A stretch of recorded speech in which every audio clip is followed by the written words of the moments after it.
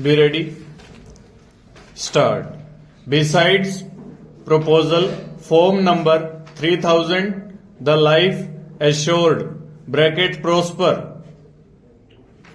proposer will be required to submit an addendum declaring the disability of the handicapped dependent and a certificate stating that handicapped dependent is suffering from a permanent physical disability including blindness or having mental retardation as per rules.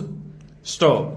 A physician, a surgeon, an oculist or working in government hospital should clearly state that due to disability such person's capacity for normal work or engaging in a gainful employment or occupation is considerably reduced.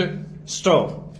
The grievance of the petitioner pertains to circular number CO/CRM/PS/622/23 dated January 24, 2008, which is issued by the Income Tax Department. Stop. As per this circular, no benefit can be paid to the dependent till the prosper/life assured survives. Stop. Relevant portion of this circular is extracted below. Stop. Representations were received for allowing annuity payments for the disabled dependent before death of parents/life assured after a certain age. Stop. But CBDT/Government of India have refused to do so. Stop.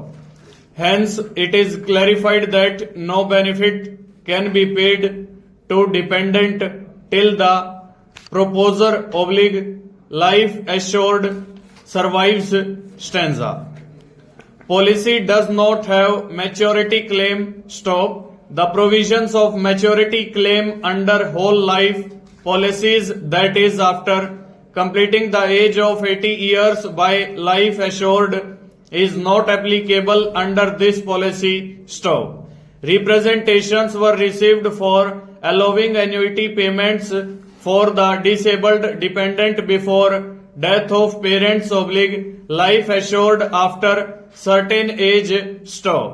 Submission of the petitioner is that by incorporating such a provision, the respondents are denying the benefit of the insurance to the handicapped persons to get annuity or lump sum amount during the lifetime of the parent/guardian of such a handicapped person, whereas the beneficiaries of other life insurance policy are getting annuity during the lifetime of the person who has taken insurance policy.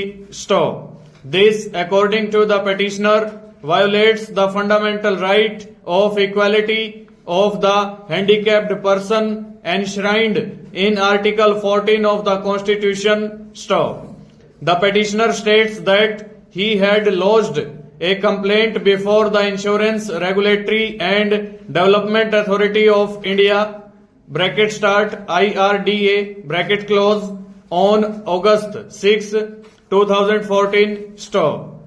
However, the said authority in its reply expressed its inability to provide any help having regard to the aforementioned circular dated January 24, 2008 of the CBDT.